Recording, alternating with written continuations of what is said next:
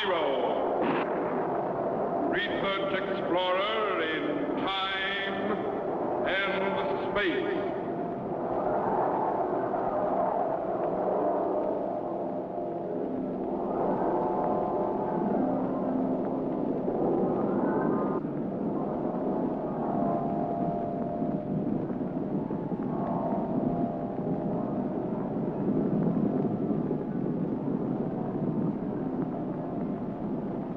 Somewhere, in a remote, uncharted region of the planet called Earth, stands the laboratory of Captain Zero.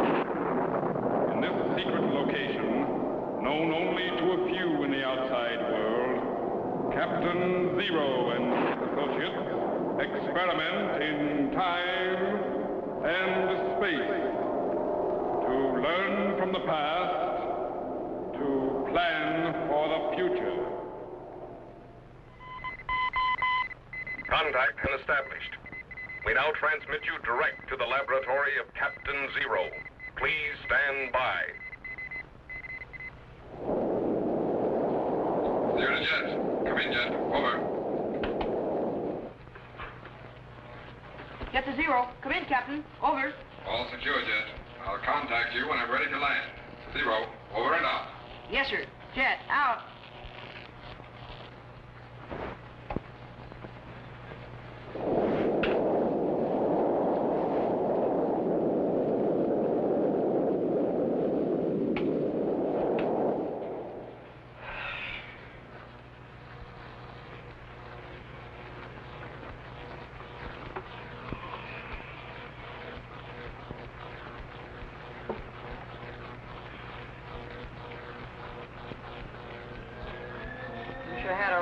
On my own, I'd blast off for Mars or Venus right now. I'd be famous. I'd go down in history as the first man to fly to another planet. First man to fly. Zero to Jet. Come in, Jet. Over.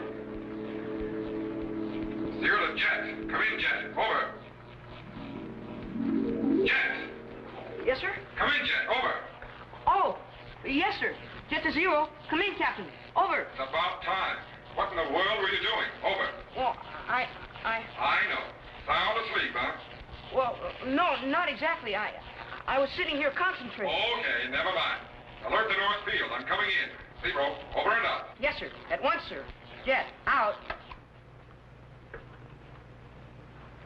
Tetro. Yes, Jet? Captain Zero's coming in on the north field. Right.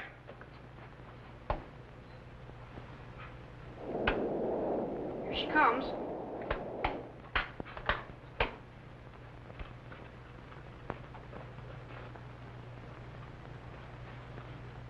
Man, what a ship.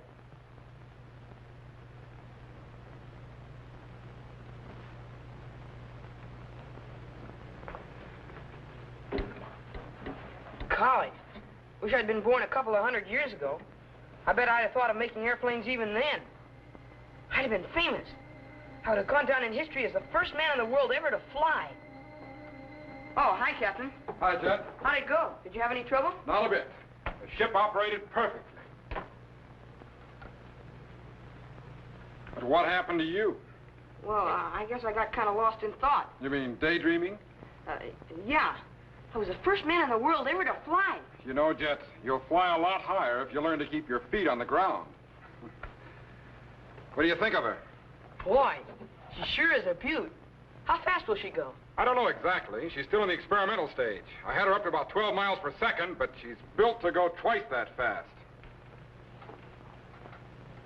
Acro. Yes, sir. You can take her up for a shakedown whenever you're ready. Yes, sir.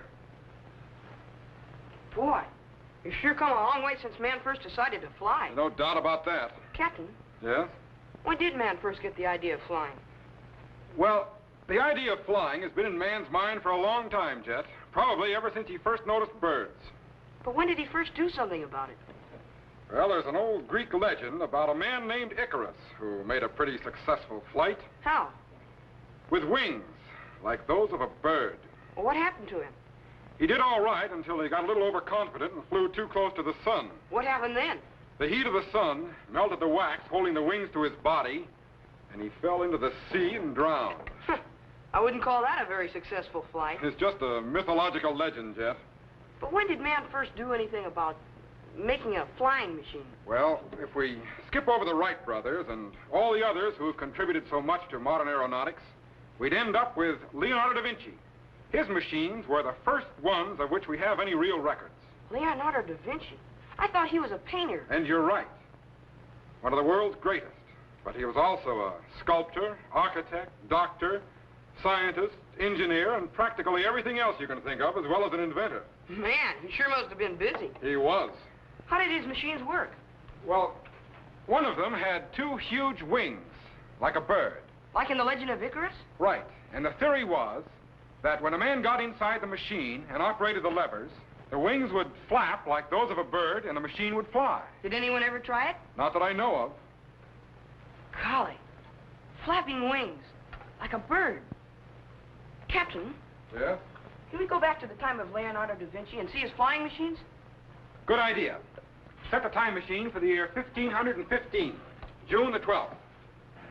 Location, the castle of King Francis I in Milan, Italy.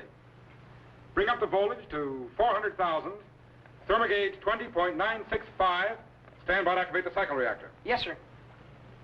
Tetro, Yes, sir. stand by for operation of the time machine. We're going to try to project back to Leonardo da Vinci in the 16th century. Yes, sir. Electrogenerators, 8.713. Klystron output, 4.995. Set the trilotron at 40.6732. Right. Ready, Jet? Ready, sir. Ready in the electric chamber? All set, Captain. Stand by for signal.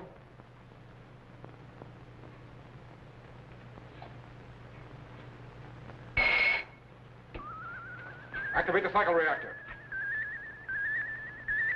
Steady. We're cracking the fourth dimension. Good. We're projecting back into time. 1900, 1800, 1700. Steady. Increase the field output. Double the rise time. 1600, 1550. Stand by. 30, 20, 1515. Cut the cycle reactor and lock it. Level of power, Tetro. Did we make it, Captain? I think so. Activate the sound wave segregator and patch it into the time machine audio. Yes, sir.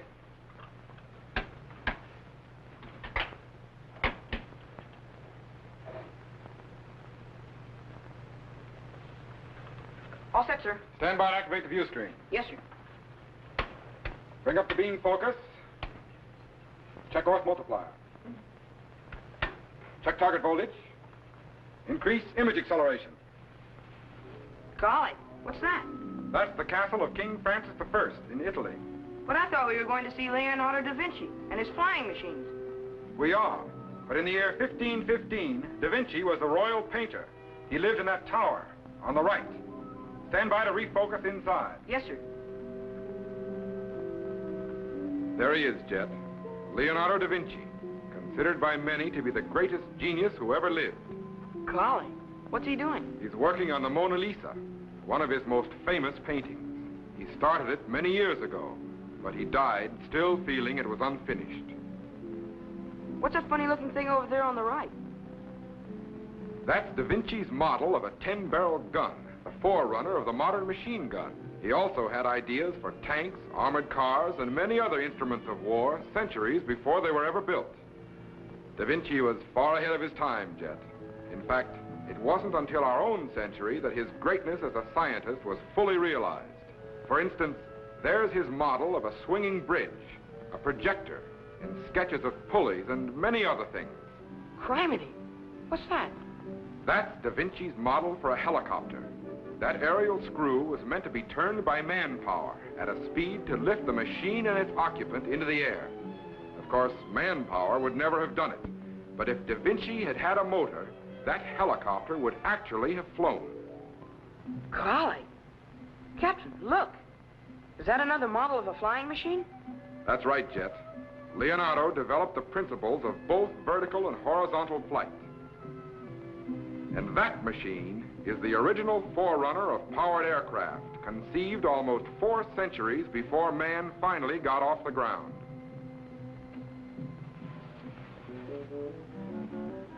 In qualche modo devo fissare l'espressione dell'anima e non solamente quella del volto. Non posso fidare a questo qua. Jet, set the language rectifier to Italian so we can understand him. It is no use. No use. I know how I want it to be, but I cannot make it so.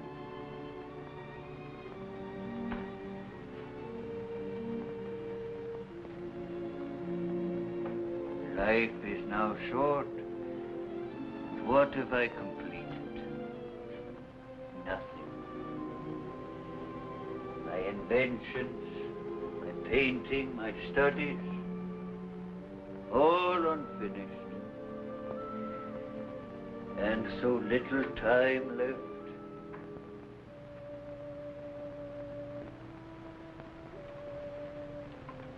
My flying machines, what good are they?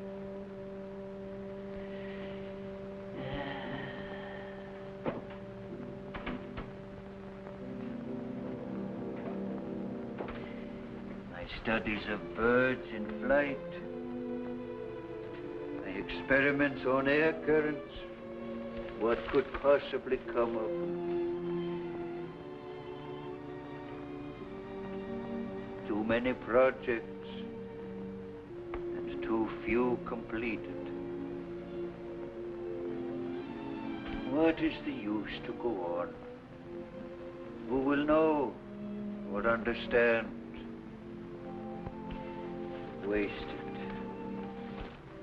Wasted. Captain, he thinks his life is wasted. He thinks he has done nothing. That's the way it is with great men, Jet.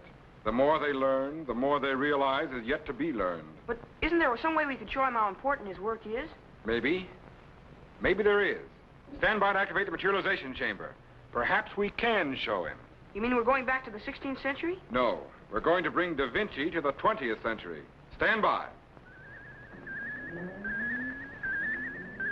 He's materialized out of the 16th century, Captain. Good. Watch the chamber. He should be coming in. Proton neuron waves are entering the electrostatic field. Golly, I wonder how he's going to react. He's transforming from electrical impulses and beginning to materialize. Coming in. He's in. Signor Da Vinci. What? Who are you? Where am I? How did I get here? Don't be alarmed, Mr. Da Vinci. We're your friends. We brought you here. But how? And why? And what sort of place is this? This is my studio, you might say, where I experiment in time and space. Time and space? Ah, yes.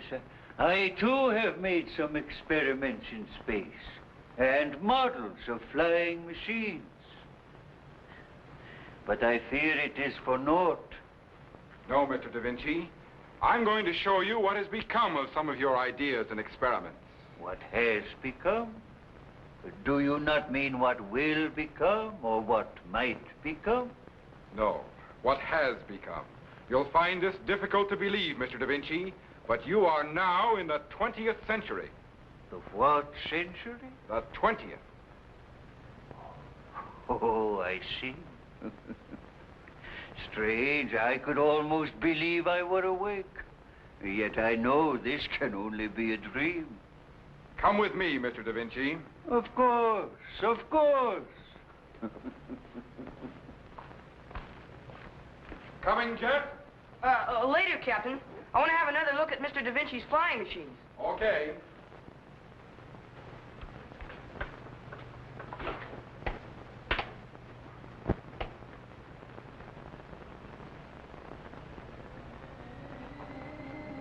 The first flying machine. Golly, I wonder if it would really work.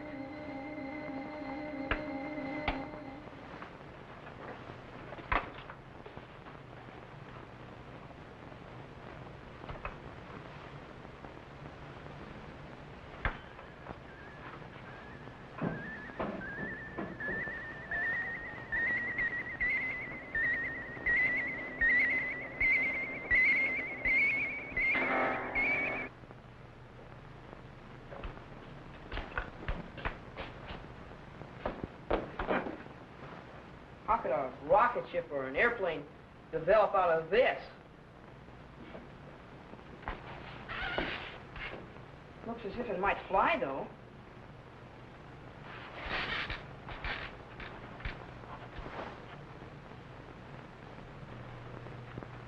The one thing you lacked in your time, Mr. Da Vinci, was an efficient source of power. This is part of our equipment for generating electrical power here at the laboratory. Unbelievable. Simply unbelievable. Come, I still have more to show you.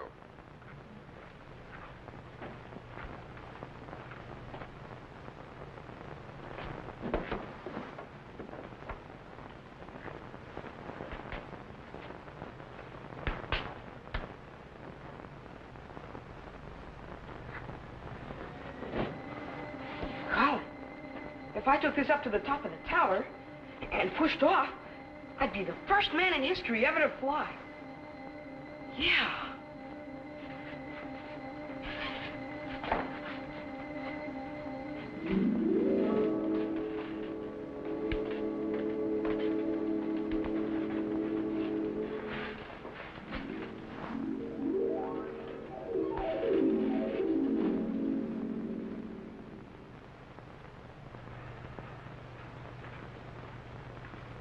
There's our latest development in air and spacecraft, the rocket ship. Fantastic. Utterly fantastic. There's still more to see.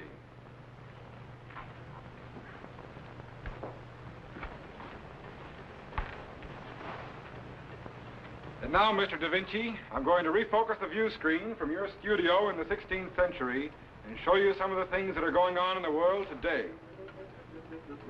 These are but a few of the types of aircraft that have developed from your original flying machines.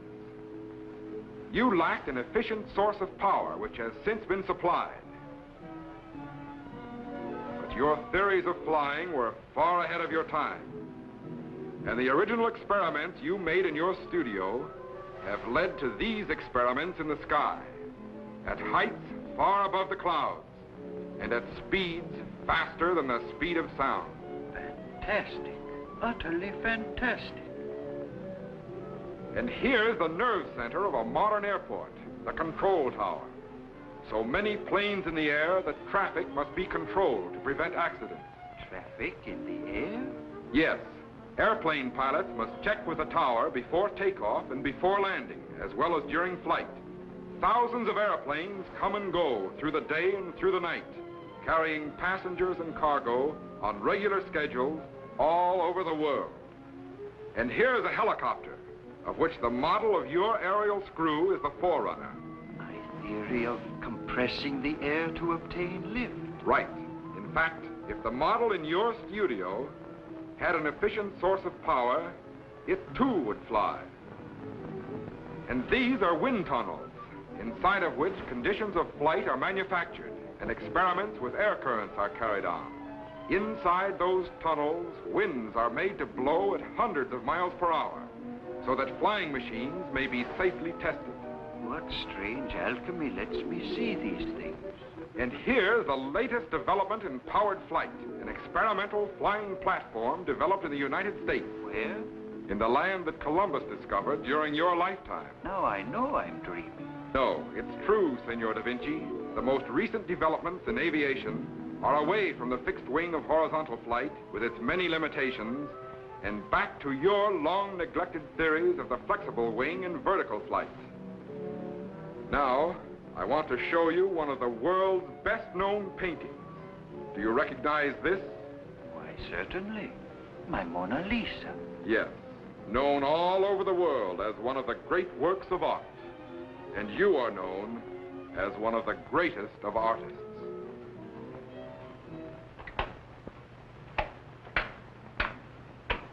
And now, Mr. Da Vinci, I'm going to send you back to your studio in the 16th century. Your life has been most worthwhile, and you still have much to do. Yes, yes, my studies and experiments are certainly not in vain. Now, if you'll just sit in the chamber there. Yes, yes, of course.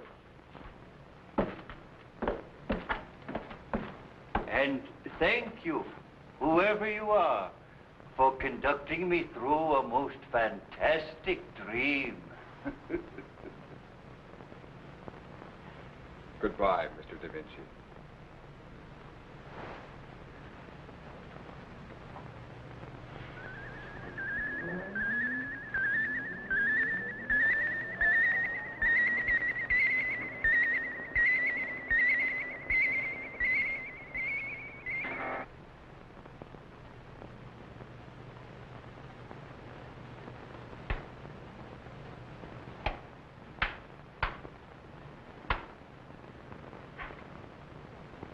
Jet!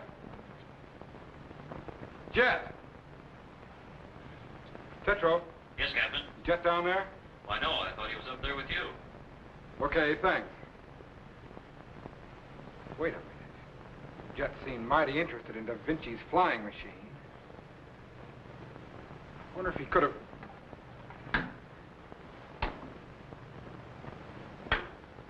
Gone! The machine has disappeared and so has Jet. Tetro, stand by to take over. I'm going back into time. Yes, sir. But what's wrong, sir? Jet disappeared with Da Vinci's flying machine. Well, what's wrong with that? The machine never worked. Stand by. Yes, sir.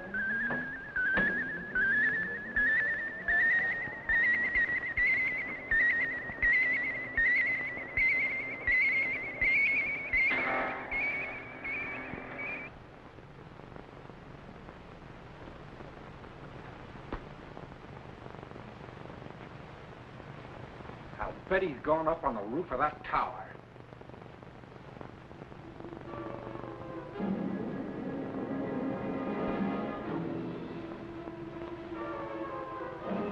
Jeff!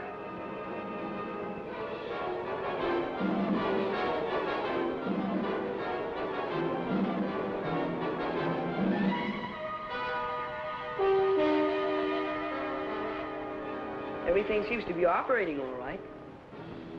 And I'm certainly high enough to get a good start. Colin, if this thing works, I'll be famous.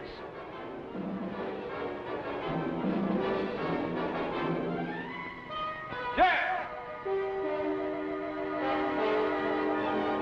Jeff! Jeff!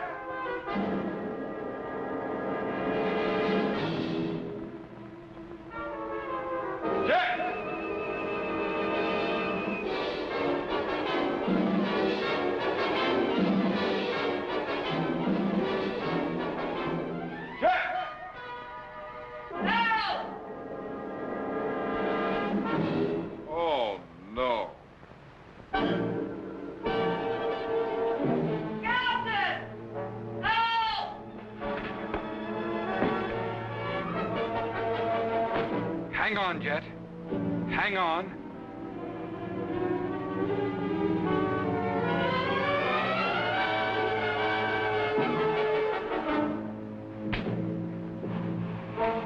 I'm almost there, Jet. Hang on. Hurry, Captain! Hurry!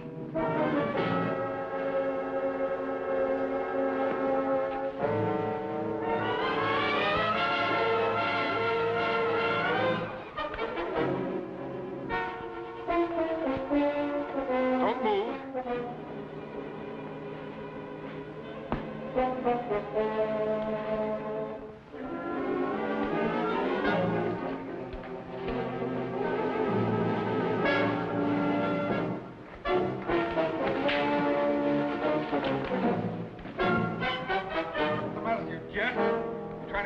Killed? No!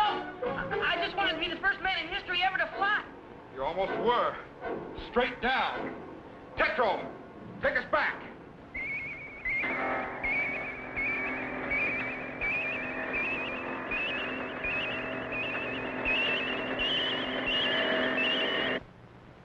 Crime. I still think it would have flown if that ledge hadn't gotten in the way. No, Jet.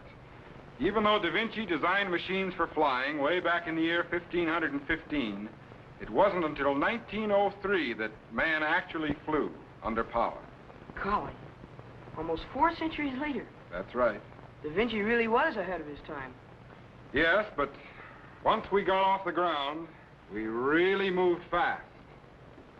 and there's no telling where it will end.